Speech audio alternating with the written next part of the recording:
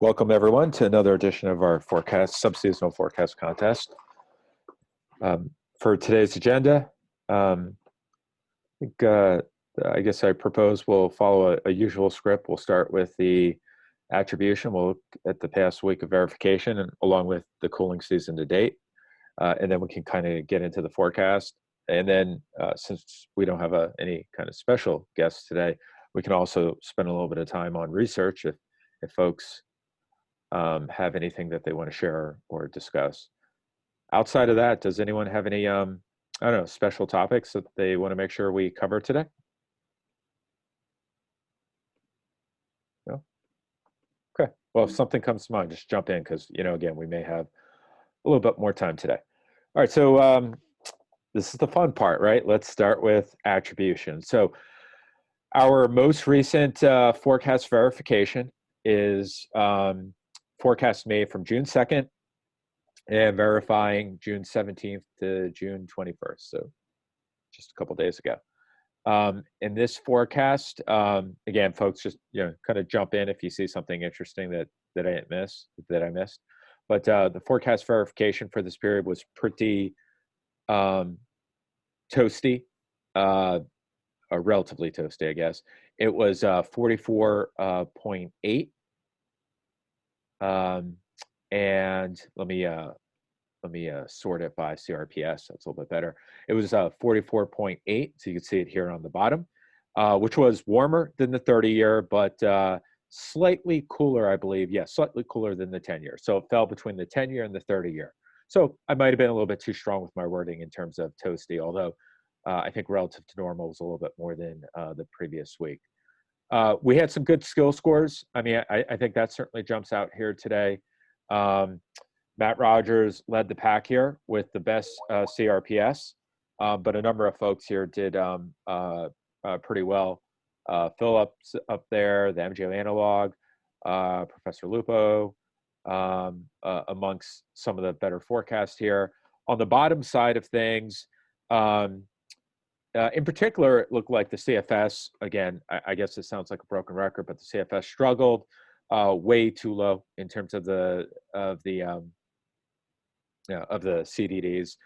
I think we've talked about this a little bit in the last couple of weeks, but the long story short, it seems like we're seeing that that bias that we've seen from previous years again repeat itself. So it seems like that's it's on the way of being a reliable signal, reliable bias there, too cool for the CFS.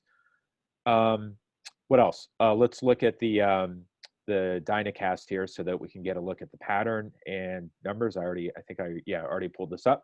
So this is June 17th to June 21st. So you've got sort of a trough ridge pattern, but not quite, right? It's a little bit of a muddle trough ridge pattern. It's a summer version, right, where maybe wavelengths are a little bit smaller, because actually you do have a little bit of a ridge out in the or a little bit of warm anomalies / ridging in the Pac Northwest. Then you've got your trough, then you've got your ridge, but you also still have a little bit of a sneaky cool anomalies there in the Southeast, which is probably what really limited this pattern from getting out of hand hot, right? Because we know, I think from looking at this in the past, that in particular in the summer, in particular early summer, which, we're kind of coming out of early summer now, but a lot of CDDs are generated across the Southeast parts of the country. So the fact that this area was cool probably put a cap on things. Looking at what the vendors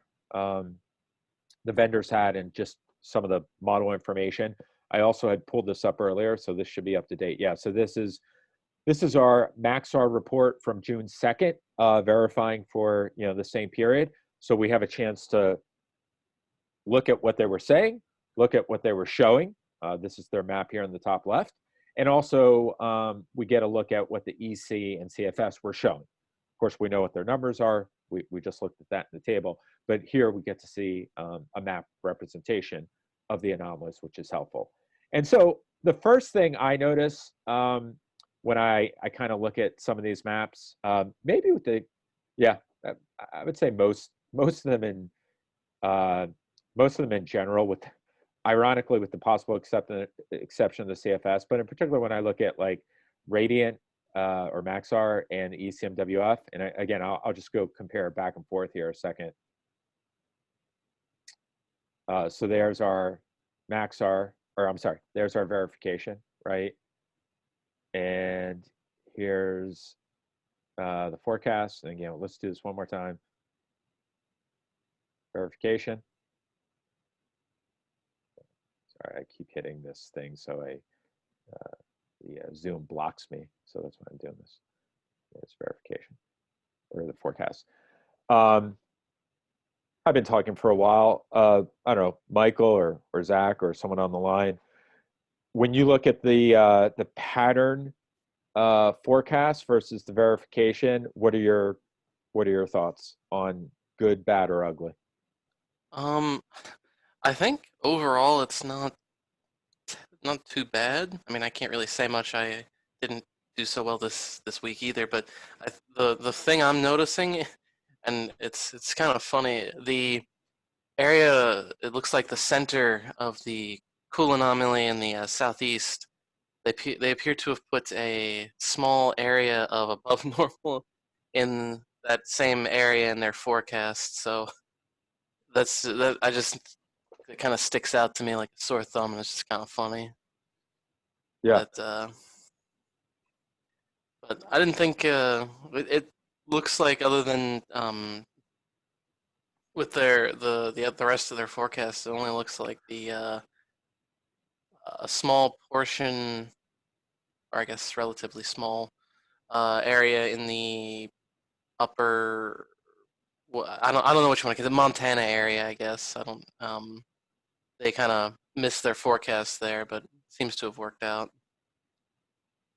It also appears that they missed the magnitude of the warmth in the Northeast, and because it's a high demand area, if you miss that, then you can struggle. Just looking at the map, there's a lot of dark red in the Northeast, especially in this New York City, Boston. So I'd consider that a miss too, and a pretty important miss. But yeah. how did Maxar do Yeah. overall?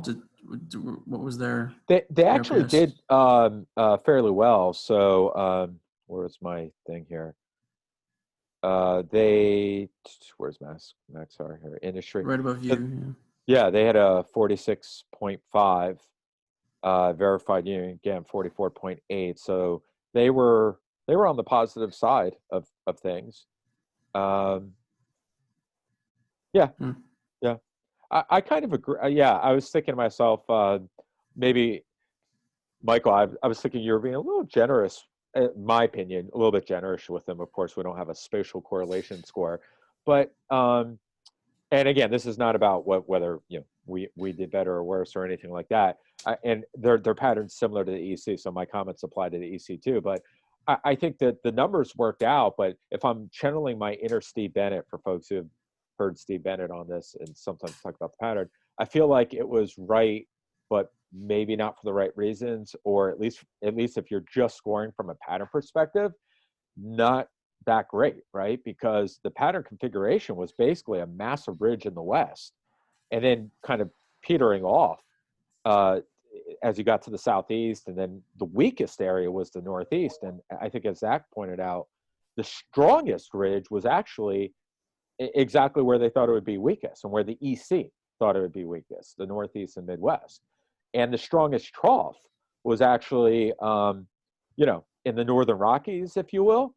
And that was maybe not where their peak was. I guess their peak was the southwest, but it was where there was, a pretty good ridging, pretty good warm anomalies. So yeah, I mean, the Pac Northwest I think worked out okay. The Southwest, it's kind of mixed, maybe extreme north of Los Angeles, but some of these areas in Nevada, not so much. So yeah, I don't know. I don't look at it like that they got the pattern or the EC. Just if we want to take Maxar out of this, but looking at the EC, I feel like the EC didn't really nail down the pattern, but at the end of the day, it still did okay. Now, with the number. Now, ironically, the CFS actually looks like it's the closest in terms of capturing the cool anomalies across the Northwest, or the Northern Rockies, to be more specific, the Northern Rockies. And if I'm not crazy, I guess we can zoom in, but I think there's touch bit of yellow here. There's a little bit of yellow out in the southwest. So if I had to grade this from a spatial correlation kind of thing, and obviously I'm doing this subjectively, I almost think the CFS might have been slightly better. Again, it could have been just absolute dumb luck, and the number, which is, I think, obviously the number is really important because it tells you that the actual station forecasts or whatever grid level forecasts were really bad, were too cold. But this spatial pattern actually might be slightly better. Anyone else want to weigh in on the pattern or anything related? Well, Joe or Dr. Lupo? Yeah, I'll go ahead. Yeah, go ahead, Dr. Lupo.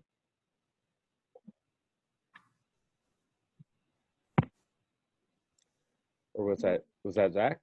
Yeah, I was just going to say I would love to hear what Joe or Dr. Lupo had to say about their forecast because they were off by hundreds of CDDs. So Yeah, I can't share my screen, but do you still have the BSR link that I provided you, Dave?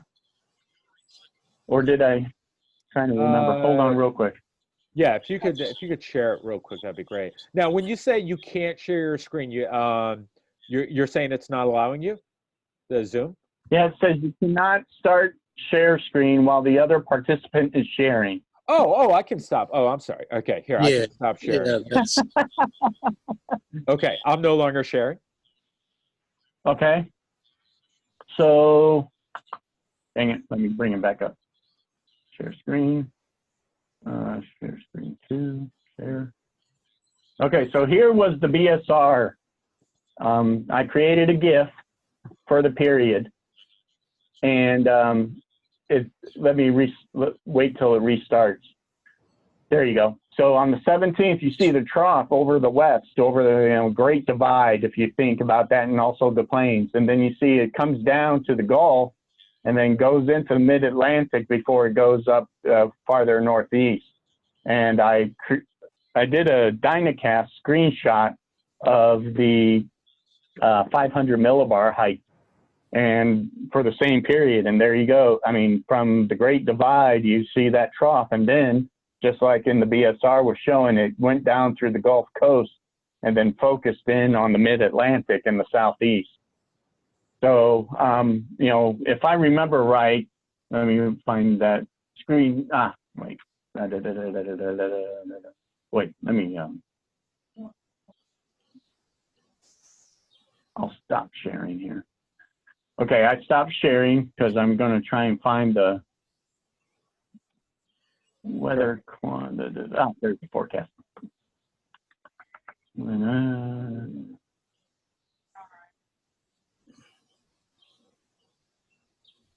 What period are we here? You can go ahead and share yours back. Oh, okay, sure. And, as I said in our explanation, I filled it out. We had the Historica and the extended for La Niñas, kind of like what Maxar said. It showed the heat in the west spreading east. And the hedge was the fact that the risk is the trough was in the BSR and also our analog. The only thing is I can't show the analogs because of government security wise. I can't go into my Google Drive, on my government computer. Right. So, Joe, we went above the. Joe, is that in your Google Drive, or did you send that to me on Messenger?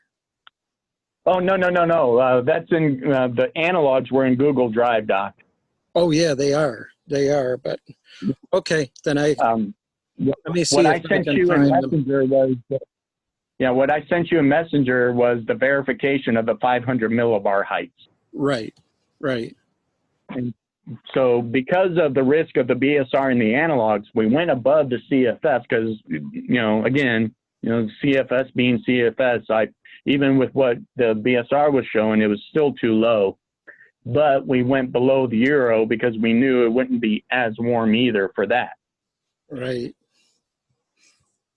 Right, and it's still mid-June, and some of our research on ENSO and ENSO variability has shown that during the transition from what we had last year toward La Nina, you tend to be a little cooler earlier in the summer season, and then the heat ramps up later, at Yeah. least out in the Midwest. So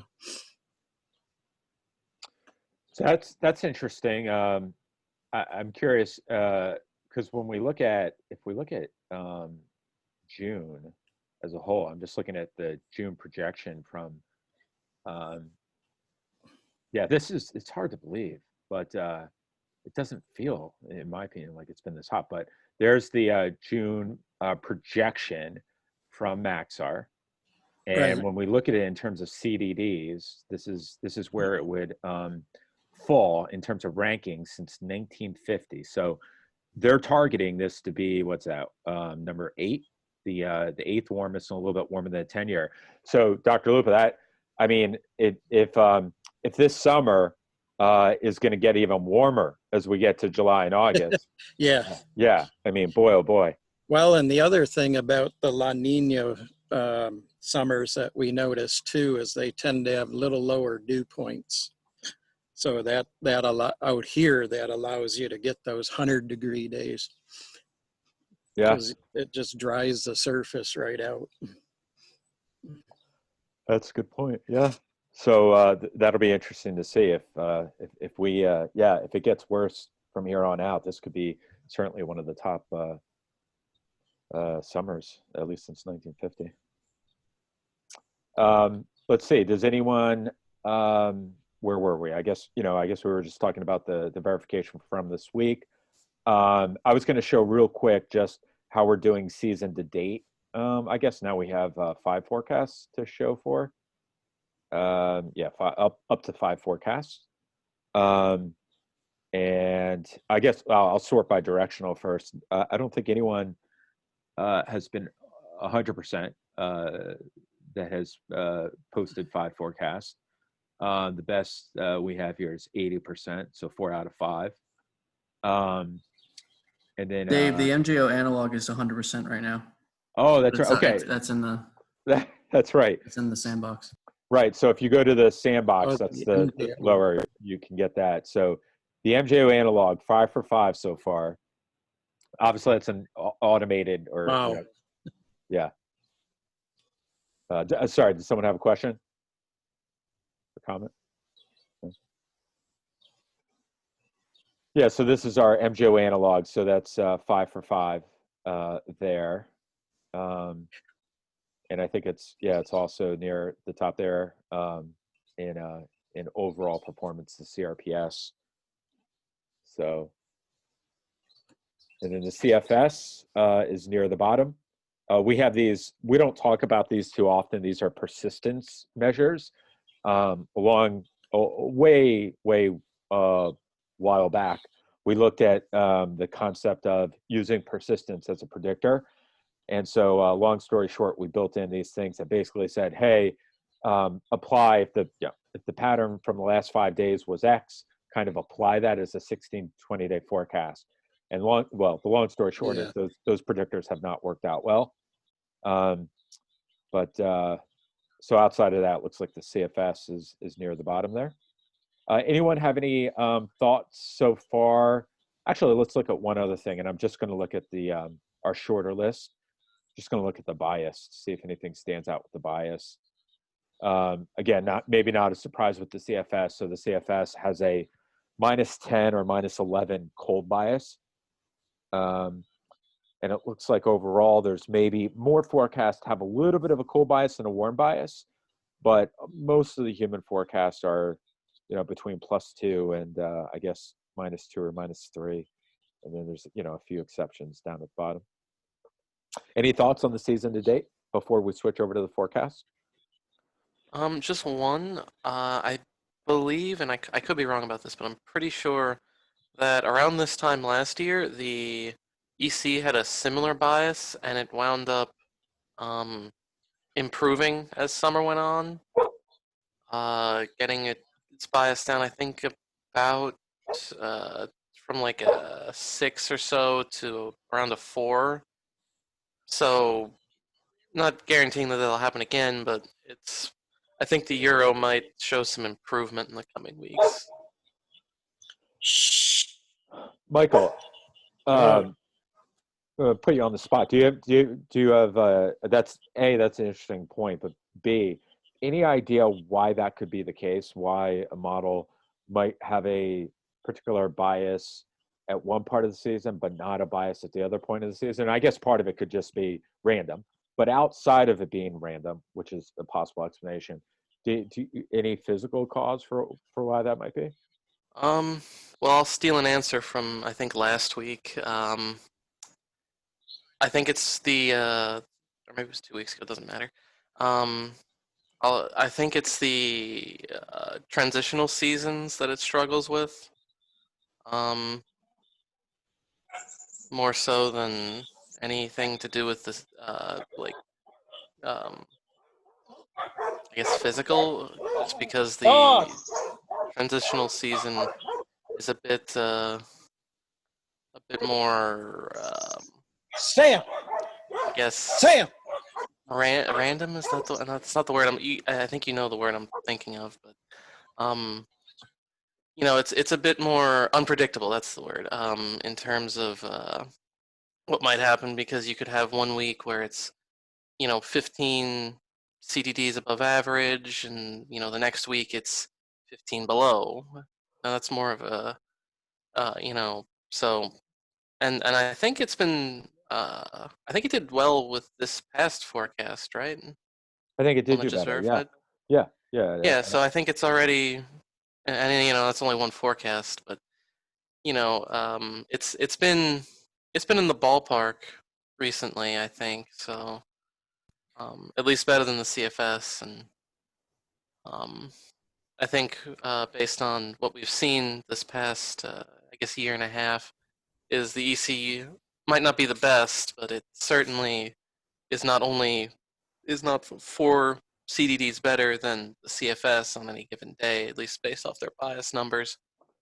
So I think we will see some improvement, and I think it has to do with the fact that we're getting further and further away from the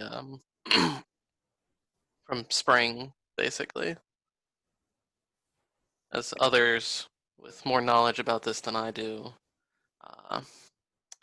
have said.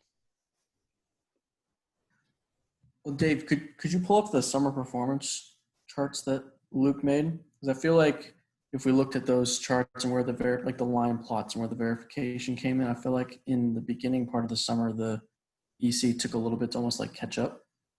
Is that summer? Yeah, this is last summer.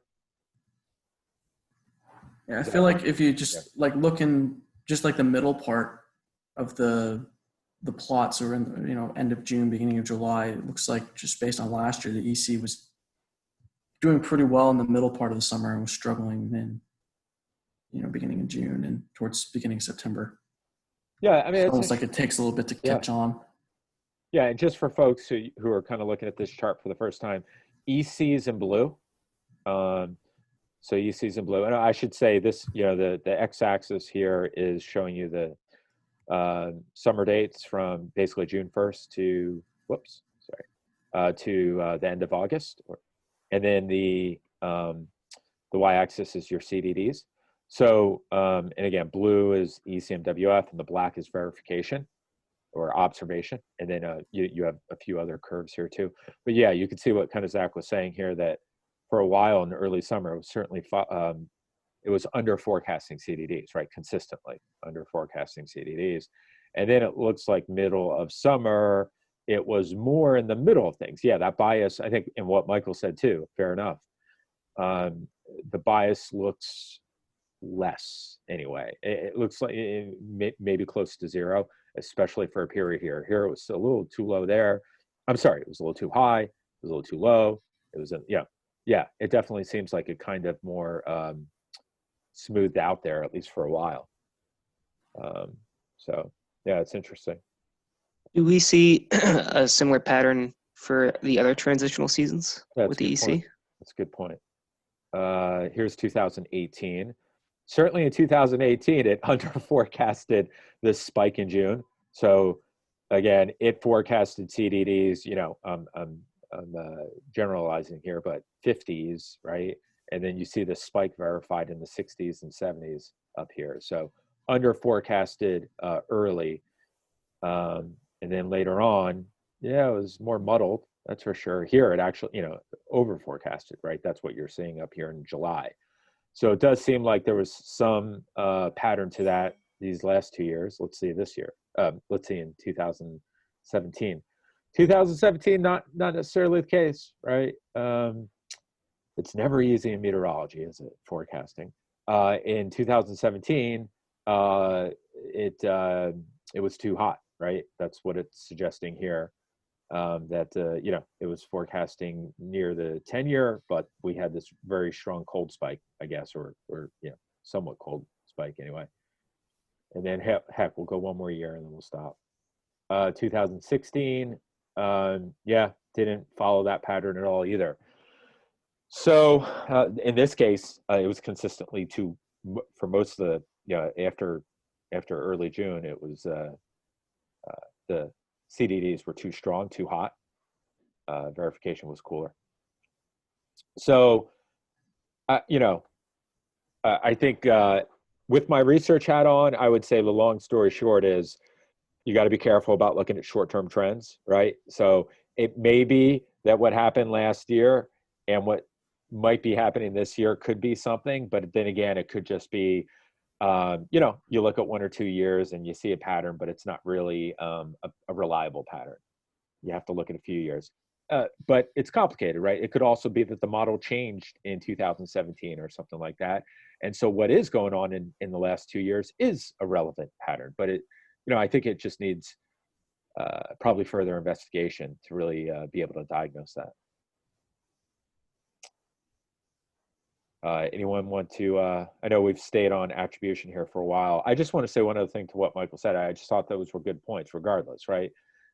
These research methods into understanding, biases, systematic biases, they're not easy. I think Michael's right in the sense that you could have a model that has different biases in March and April than it does in June or July. Absolutely. For different reasons. And even like related to, one variable that changes a lot, and I know it comes up, is how like the ECM model or other models handle snow cover, global snow cover, and some models have a bias. I believe the ECM might have, there might be something there about it overdoes snow cover, or it doesn't melt it enough or something. Well, you can see why that could be really a bigger factor in, say, May or April than it is in June. And why is that? Because if we look at the snapshot, I'll just pull up the snow cover, right? Snow cover, this blue line here, these blue lines kind of show the normal plus or minus 1 standard deviation kind of normal snow cover across the year, right? In August, it's very low, it gets high in January, and goes back down. Well, the bottom line is in April and May, you have a lot more acreage or square miles of snow cover. In June and July, even if there's a bias, most of it is melted. So that's another sort of example where if a model has a bias due to a physical, like a signal like snow cover, it would likely have a bigger influence when there's more of it, such as in April and May, than in July and August. So it's a lot to look at, right? I guess why this stuff's not easy. All right, let's switch over to the forecast. And today is June 23rd, right? And so we're forecasting out in July, July 8th to July 12th. I'm going to turn it over to you guys, but let's just take a quick look at what the range is. So we have a range here. This max are at the top. It's 65, a little over 65. At the bottom, surprising to everyone, we have CFS at 53.5. And our normal benchmarks are the 30 years at just above the CFS at 53.6, and the 10 years at 60. So that's our range from today, or as of today. Who would like to kick us off? And I would suggest let's especially for time, let's try to do our 2-minute drill here in terms of, pretend the rest of us are your clients, you're the vendor, and you're giving us, the information we need to know, and we'll ask you questions. So who wants to kick us off? I can go first if no one else wants to. And if anyone would like to screen, just please let me know. All right, go ahead, Michael. All right, so my forecast was for 64.3 CDDs with a normal spread of 5.7. A quick change to my formula for this week. I am only using 50% teleconnections, 20% CPC, and 30% of a 10-year Euro blend, which some of you might know I use with my Euro bias forecasting research. So we'll see how this works out in the coming weeks.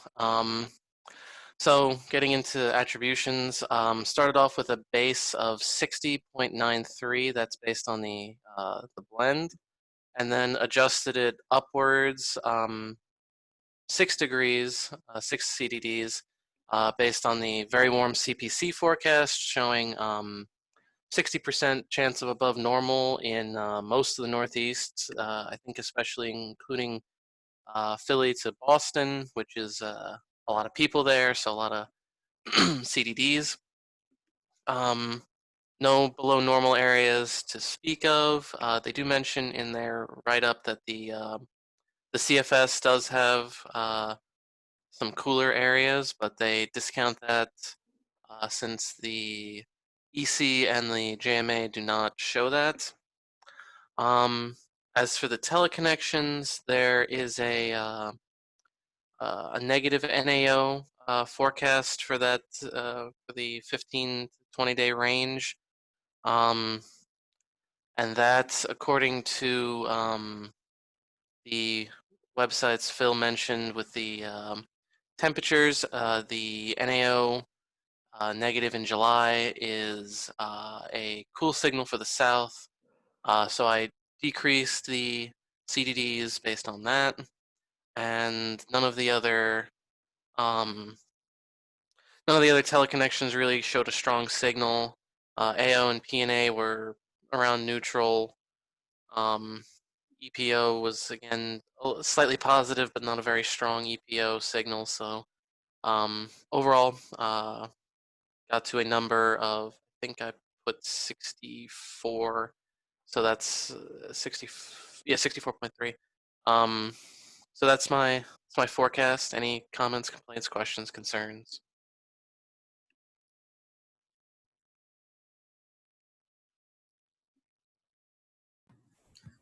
Mike, your 10-year Euro blend comes straight from the research, or is that is that like a direct number that you get, or do you kind of fudge the number? Yeah, it's a direct number. Okay. I take 70% 10-year, 30% Euro, and add them together, and that's the Gotcha. blend. If anyone wants to steal it. Michael, you suggested that negative NAO is a cold signal in the South. That's what. Oh wait, did I read this wrong? I might have read this wrong. Now that because this might be. Is this for positive? Ooh, that says positive phase. My mistake. I thought that was negative. I see positive NAO is a cool signal for the South. So how, again, let's just say we're still in character here. How would that change your answer? Do you want to go back and change it, or are you? Yeah, I might. I think I actually will, because I was looking at this, and yeah, I saw July with cool anomaly in the South, and I was like, oh, okay, that's strange. And then I didn't realize it said positive phase. So yeah, I think I'm gonna go change that. So it'll probably go up by what did I reduce it by? 3.5, 2.5. Okay, so a new forecast would be 66.8, which you'll be seeing shortly. Okay, just to let you know, you can. I think you may know how to do this, but you can update it. Are you familiar with how Yeah, to do load that? previous forecast. Yeah, exactly. You still have until 12 o'clock to do that. It'll update your current forecast, so it should be should be easy for you to do that. Okay. All right. That's good. And that's good too. I mean, like in character there, mistakes do happen, and it's good to, just acknowledge it and not be defensive about it. And I thought Michael did a good job with that, saying, oh, I missed that. Yeah, I'm going to revise my number, blah, blah, blah, blah, blah. That's a good way to think about it. Oh, I was going to ask you, Michael, you may have said this, but, and just give, just your short answer, you're still in character. What's your confidence on this forecast? Is it high, low, normal, and why? I'd say normal confidence forecast. I didn't see anything that screams that it could be a huge bust. So on either side, warmer or colder. Okay. Of course, there's Perfect. always the risk. Okay. Who would like to go next? I can go next. All right, Philip. All right, so my number is 59.5 CDDs with a spread of 5.0, which is slightly above average confidence. And I tweak my values a little bit given the weaker teleconnection signal and also the fact that the EC has done a little better recently as compared to what it does in the winter. So I bumped up my EC percentage and I also shifted some of the other things. So looking at the attribution, we have tropical convection over the Indian Ocean, and that puts the MJO signal in phase 2 of reopening, and we see that the signal will retrograde into phase 1 or the null phase, which is rather unusual. And just comparing the lag composites, it looks like the conditions will agree with the MJO analog of slightly above average temperatures. So for my tropical signal, I have 56.5, which is the MJO analog value. CPC, as was mentioned, is warm with the highest chances of warmth in the southwest and northeast. So definitely high demand areas. So I gave it a fairly high, I went almost a sigma above the 30-year values for that. And then as mentioned, the teleconnection signal is not very strong for this period with the AO and NAO. It looks like they will go from negative to near neutral, maybe even a hint of a positive, but that doesn't look very certain. PNA and EPO, it looks like an even higher spread. So I treated the overall teleconnections as a near 30-year average signal. EC is warm in the east, and the CFS is actually also warm in the east, but the CFS has a larger area of cooler anomalies in the northwest or the Rockies, which is why it still has fewer CDDs.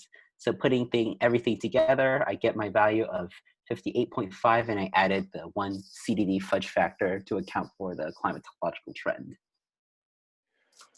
What did you think about, what's your confidence on this forecast, Philip? I went slightly above average. Like once again, like Michael said, I didn't see anything that would suggest lower confidence. And then looking at the different climate signals, it looks like the shorter ranges have a much lower sigma as opposed to what it was, I think, a week or two ago where the shorter time ranges actually had a larger sigma. So I decreased my sigma just a little bit. And why do you feel that this forecast, and I know it's not by a lot, but you are a little bit cooler than the 10-year normal. So put you on the spot. So some of the, when I look at, again, let's say we're in character right now. Philip, when I look at some of these CDD forecasts, getting out into the, not so much the next few days, there's a little bit of a cool blip here. This is the Maxar forecast, and when it's not shaded, that's kind of like near normal. But as you get out to the 6 to 10 and 11 to 15, well above normal, right into the 11 to 15. It looks warmer than your forecast. Looks like you're suggesting that it won't persist at that level into the 16 to 20. Philip, is your forecast not as, intense because it's so far out and you're just watering it down a little bit? Or is it because you actually think things are likely to cycle a little less hot in the 16 to 20 day period? I guess it's a combination of both. To be honest, I didn't really look at what the forecast was for the 11 to 15 day before we get to the period. But thinking about it now, I would say it's a combination of since it's so far out, I don't want to push my numbers too far up. And also, I think that the other thing is that the lack of the teleconnection signal, and also the fact that the tropical signal isn't that warm as opposed to the 10-year.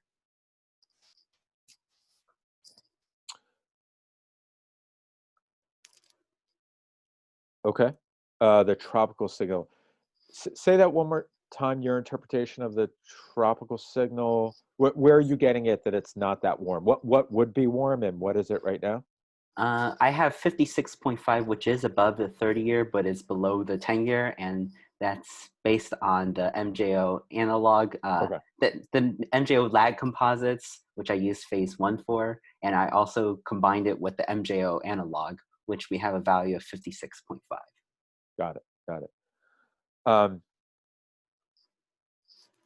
Fair enough. And I only bring this up because I think Maxar. Let's see. Let's look at Maxar. Here's Maxar's forecast. This is today, and I'm just reading what I looked at this earlier, but the forecast remains based on part on the MJO in phases 1 and 2, along with they have so they're expecting phases 1 and 2. When I looked at the, they're expecting it to kind of get stuck out there, like in the Atlantic-ish area. Mhm. And some of the, there are different composites and analogs and stuff like that. But I think phase 1 and 2, and some of them can be pretty warm still, phases 1 and 2 at this time of year. But fair enough. I hear your point about our MJO analog, and it's done well, and I think that's a good point. I just want to say one other thing, Philip, to that question I asked Philip about, hey, what about how do you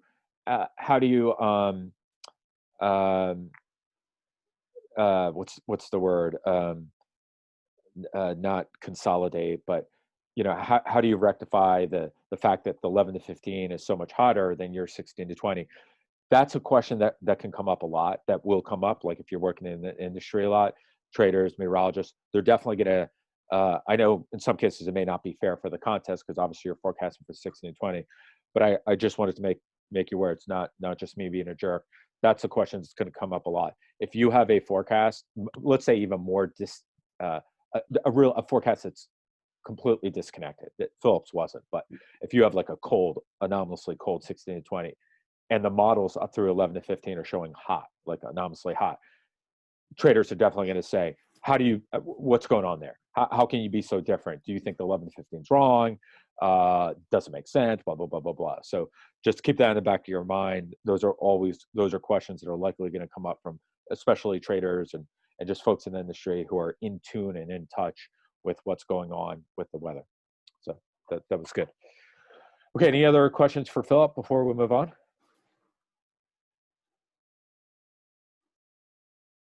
All right, who would like to go next? I'll go. All right, Zach. All right. Yeah, so keeping with the theme of the first two, with Mike and Philip going first, that I also adjusted my formula this week, I think a bit more drastically than those two did, though. As I mentioned a couple times the last few weeks, that my formula relies heavily on the 10-year, and as we've seen, the 10-year is a very strong performer in the summer. So any forecast that has a strong weighting on it will perform well, but obviously I could just ride on the 10 years coattails for the rest of the summer, but I'm also trying to find ways to make better forecasts in the 10 year. So I think I'm going to try something out this week based on what I've seen so far. It may work. So my formula was for 58.8 with a normal spread of 5.7. Still kept 60% on the 10 year, but instead of 40% on trend, I decided to do 40% on the MJO analog based on how well it's performed, both from a directional correct hit rate and from a CRPS standpoint. So that weighting scheme led to the numbers that you see, but in terms of what I saw pattern-wise, between the CPC, the CFS, and the EC, the only thing they really agreed on in terms of above average or above normal or below normal was the Northeast. All three were forecasting a a consistent above average warmth for the Northeast, which I think is what's most likely going to drive this forecast. But other than that, they didn't really agree much on anything else. The CFS had a lot of warmth across the rest of the country, but the CFS and the EC weren't really showing that. And the CFS actually had some cool anomalies across some parts of the country. So I believe that this forecast does have a warm skew, but my number I thought didn't really, or it was accurate in showing that I don't think it's going to be an incredibly warm forecast like some of the other metrics are showing. So I kept my spread as at 5.7 because I think this is a normal forecast, a normal spread forecast. Anybody have any questions?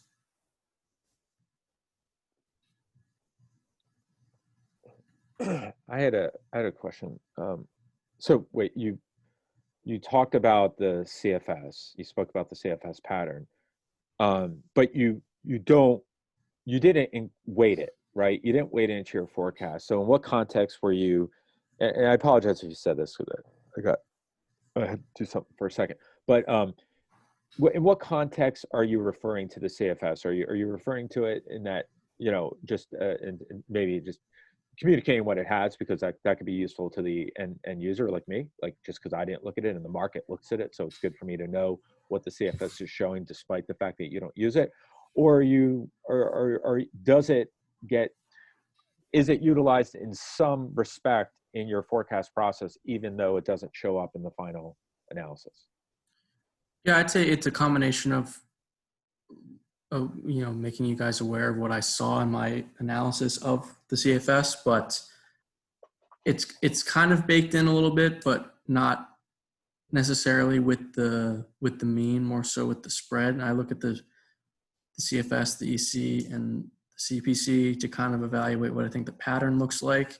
And if I see something in the pattern that lets me know that could be a risk for a bust, then I would adjust my spread accordingly. But I don't use the numbers that the CFS outputs. I more so look at patterns. So that's interesting too. I think that's interesting. So is that because you believe that the CFS, I guess I'm getting at, well, like, so you really don't use it to determine your mean, but you look at it in terms of spread.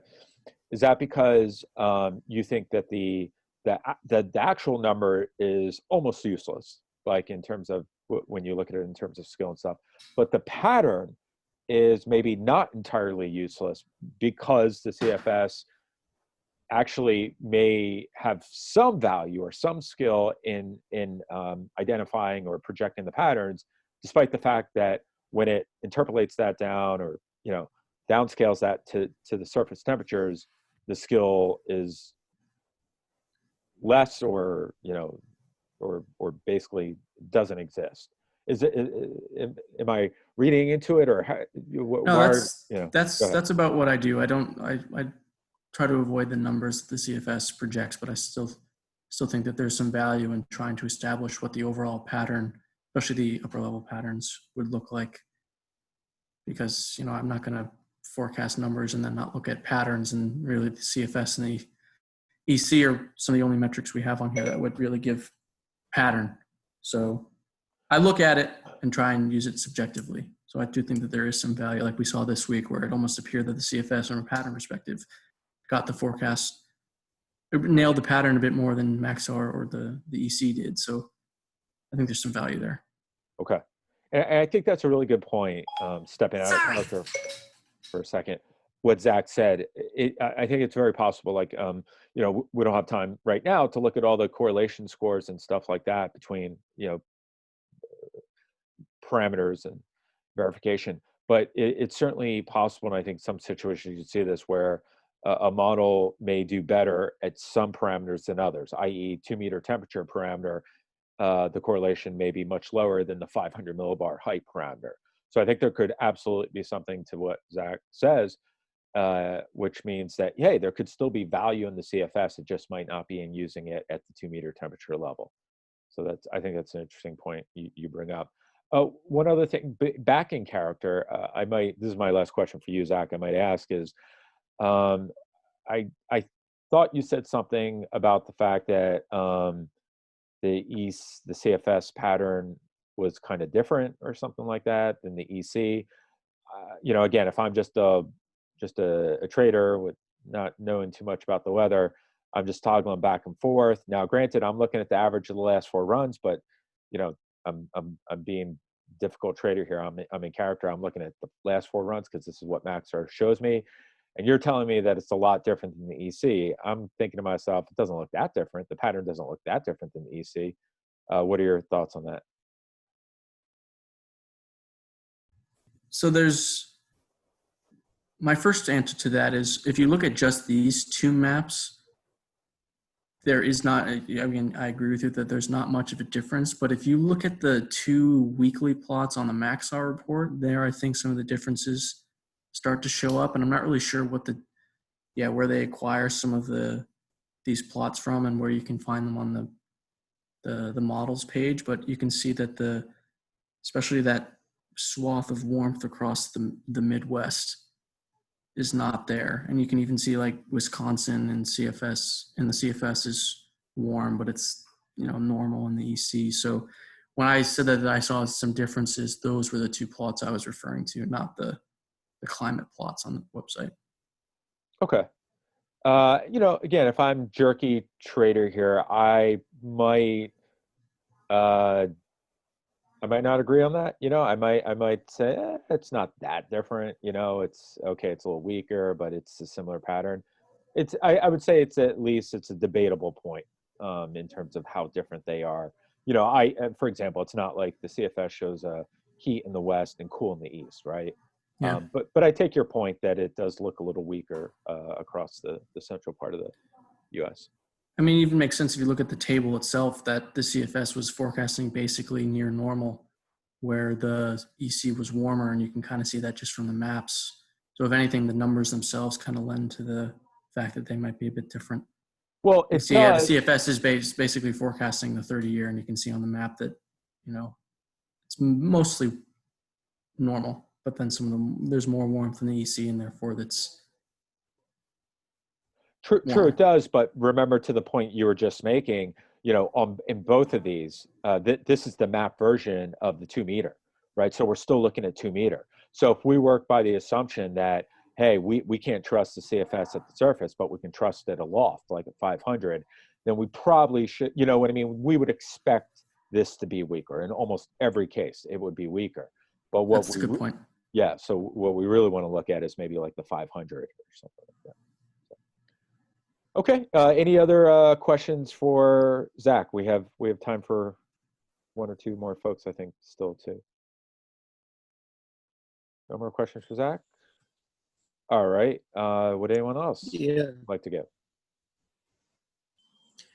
Yeah, I think Joe's gone now, but I'll talk about our forecast a little bit.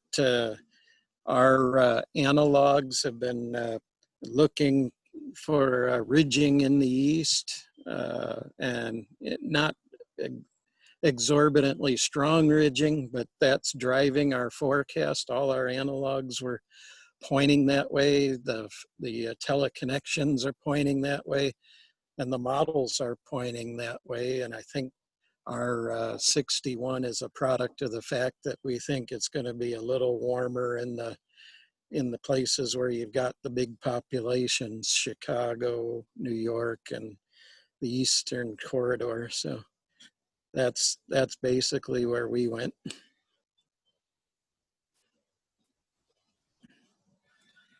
Any questions for Professor Lupo?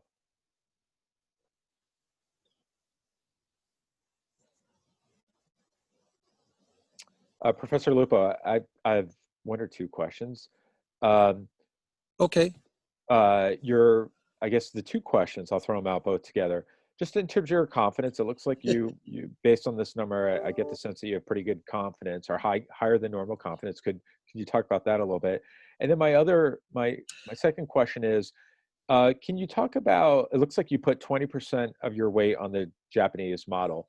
Can you talk about, we don't we haven't had a chance to look much at the Japanese model as part of the forecast contest. Can you talk about why that's a part of your contest? What do you know about the Japanese model, that we don't, in terms of why you're using it? No, it's just an extra piece of information. It's it had some. We use the 30-day outlook on the Japanese, but that one was pointing in the similar direction that the ECMWF and the CFS were. So, it's just an extra piece of information we use in addition to what's provided here. And we, again, the confidence in our forecast was that all the indicators are lining up. We don't see a lot of indicators that are saying, well, that you might need to hedge your bets because one thing is showing maybe not as warm in the east versus and not as much ridging in the east versus one saying that it's going to be very powerful. So all the indicators just seem to line up. So our confidence is high on this one. Thank you. Any other questions for Professor Lupo? I know we're just about out of time. I'll just make one point about my forecast. I agree with Professor Lupo. One of the reasons I actually tried to show higher than normal confidence too, for the same reasons, or similar reasons anyway, in the sense that I felt like, kind of based on my analysis, that there were most of the data points that I evaluate, or if not all, were pointing in a warm direction. And I felt like that was a data point that suggested to me higher than normal confidence. Combination of the dynamic guidance, my interpretation of the patterns of the dynamic guidance, MGO inputs, and things like that. So, all right. Any last thoughts about this forecast before we close it out? I had one question for Professor Lupo. I as well was using the JMA for the MJO forecast, and the reason why, or I'm sorry, for the ENSO, and the reason why I was doing that was at the beginning of the summer season, the Euro and the CFS seem to have predicted what's happening so far for the ENSO slightly incorrectly, and the Japanese model was a little bit more accurate as far as it's gone so this summer. I was wondering if you noticed anything similar to that, and that's why I used the. It has been a little more accurate, and we even used it back in January, February. There was a period early in our participation where the Japanese seemed to be picking up things better than ECMWF, and then later in the spring it kind of flipped. So we pay attention to that. Okay. All right. Yeah, the other thing, Go ahead. other thing that Joe and I were noticing is, and this may be the MJO component to it, but early June was quite warm compared to the rest of the month. When you look at the Midwest, it was the early part of June that's been the warmest. So we're thinking that might repeat in July.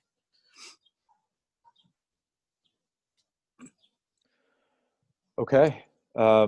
Well, unfortunately, I think we'll have to leave it there, looking at the time. But thank you for everyone's participation. I thought today was a great discussion.